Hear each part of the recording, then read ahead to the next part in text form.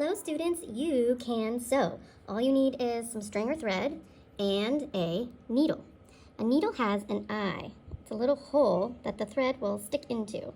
It also has a pointy part. This needle is not so pointy, but I can still do a trick. Whenever I want to lift the needle from my table, I can push down on the pointy part, or the not so pointy part, and grab that eye and lift it really easily.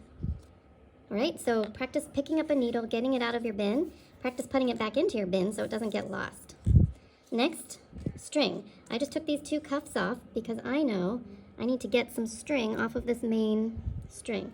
And it zigzags back and forth, so I'm just gonna nicely pull a piece of string and match it up to my arm and see if it's about as long as my arm from my shoulder to my fingertips. So, there's my string, and I need to cut it from the tip of the main string and give it to anyone else that might need to use this string. These can be recycled with paper. Now, I want to make a sewing snake. That means it has to have a head and a tail. The head of my sewing snake is gonna be where the needle is. I'm gonna thread my needle. That means I'm just gonna poke the string through. It helps to rest your arms on a table so that they're steady. It helps to hold the string really close to the tip and then slowly stick it through.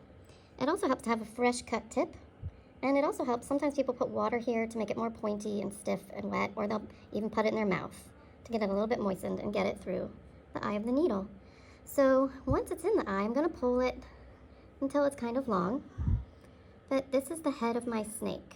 A needle, there's a little dangly bit, and I'm always gonna try and pinch here while I sew so that the dangly bit stays and doesn't come out of the eye. And my snake goes long, long, long, as long as my arm, until the tail. The tail is where we want to have a nice big knot. One way is to do an old-fashioned knot. So I make a hook shape, like a candy cane.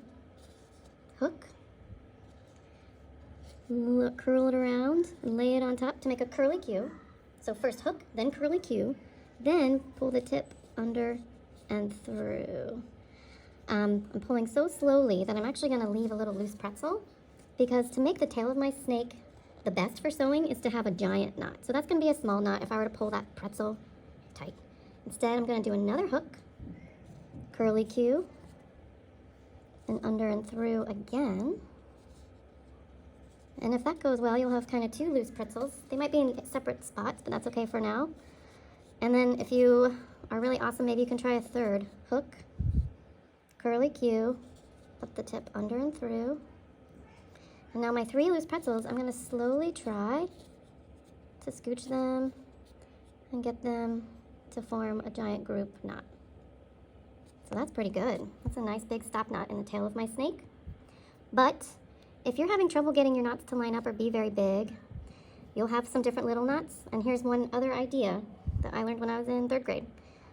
I wrap string at least 3 times around my finger, so I have a little ring.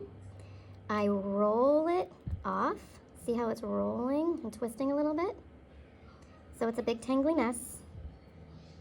And then I grab here and kind of strangle it down, and that makes a nice big knot as well, right on the tip. So again, that was wrapping for a ring, rolling to tangle it, and then strangling it down to make a knot. So we have hook, curly Q, pull the tip through, and we have wrap around your finger, roll it off, and strangle it. 2 weird ways to make knots. So here's my snake, needle at the head with a string that might come out, but I'm always gonna kind of do a death grip here. And then at the back of my snake is a knot. That's what you need to sew. We're gonna practice on paper. So, and it's gonna be folded so that we can make a little pocket. So I'm gonna start inside the sandwich, because that way I poke my needle through. I'm gonna death grip right here and pull, pull, pull, pull, pull until the knot stops. That's what the knot was supposed to do the whole time, is stop the tail of the snake. And now with a closed card, I can begin to sew a running stitch, which means up and down, up As soon as I get the needle through, I death grip and down. And you will continue around the L shape of your card until you have finished. Oops, sometimes this happens. It goes a place you hadn't thought it would, but you can take your time and move it up and down, up and down. You can choose a color that contrasts with your card so you can see it more easily. We want to see your hand stitching, how it looks like a person did it by hand. Death grip, pull, pull, pull, pull, pull until you can't anymore. Death grip, pull, pull, pull, pull, pull until you can't anymore. Each one of these is called a stitch, and this kind of sewing is called a running stitch. When you are done, you will have a nice little running stitch L. You can release your needle and put it back in its bin. And you can make sure your name is on the back of this. And, oh wait, next